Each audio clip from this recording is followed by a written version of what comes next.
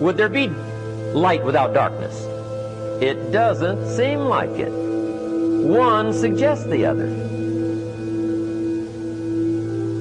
Would there be success without failure?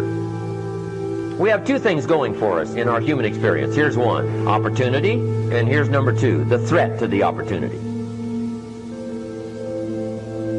Would there be life without death? It doesn't seem like it. What makes life valuable? Death? Life is the struggle to keep death at a respectable distance. A lot of people think that optimism is naive. It's not.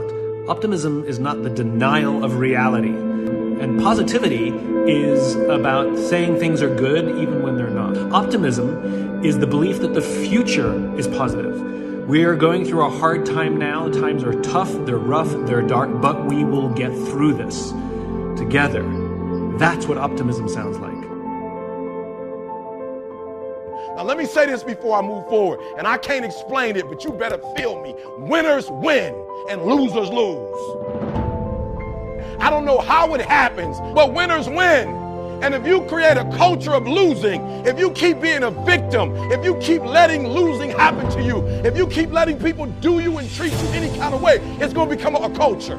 You're not brave enough. You want to put it on somebody else. The reason why I'm not successful is because of my boss. Have you ever looked at yourself in the mirror and said, I'm not getting up on time. I'm not going to work on time. I have standards. I have values because I value myself enough to give 120% or don't do it. That's the problem with some of you. You always want to blame other people. You want to hold other people to the fire, but you're not holding yourself to the fire. You just said you're giving 50%. You owe you an explanation. You owe you an explanation. You need to look at yourself in the mirror and say, why are you only giving 50%? What's wrong with you? Free yourself from the disease of making others wrong, and you'll free yourself from the disease of making yourself wrong. You have a lot more energy to create solution instead of problems. It's part of the power of positive thinking instead of falling for the destructive power of negative thinking. We've got to condition ourselves, because if we don't, we'll go back to the automatic state that most people live in today's society.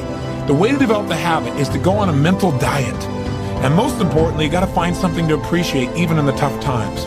Because in reality, as we've talked about so often before, the toughest times in your life sometimes provide you with the real resources to change your life. But the habit of noticing something you can appreciate out of the situation, even something that seems to be negative. What I mean by that is, find out what's working, but also appreciate what isn't working. Appreciate it enough that maybe it creates enough pain for you to want to make a change. Hey, being purely positive all the time is not the ultimate solution.